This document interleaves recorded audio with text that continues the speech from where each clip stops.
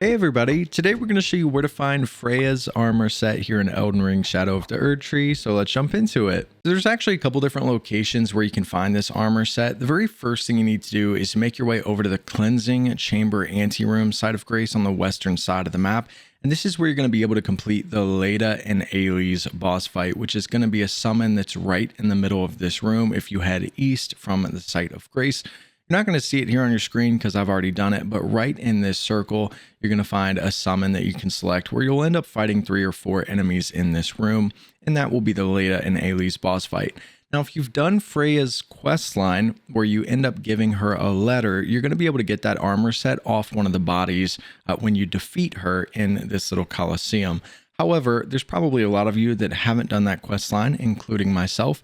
So once you do complete this boss fight, we'll show you exactly where you need to go. Now, if you didn't get Freyja's armor set in the cleansing chamber after defeating her, one of the locations that it can spawn is at the storehouse 7th floor site of Grace. It's located in the Shadow Keep. So after defeating her, make your way over to this site of Grace.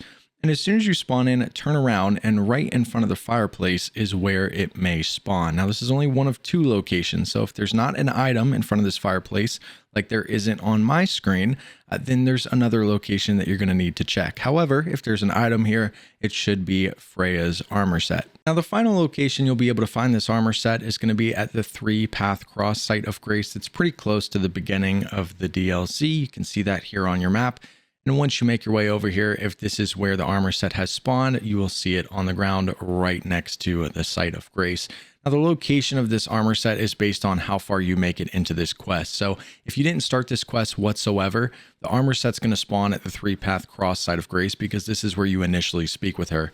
If you speak with her here, she moves to the Shadow Keep, and if you don't finish the quest there, the Shadow Keep 7th floor is where the armor set's going to spawn.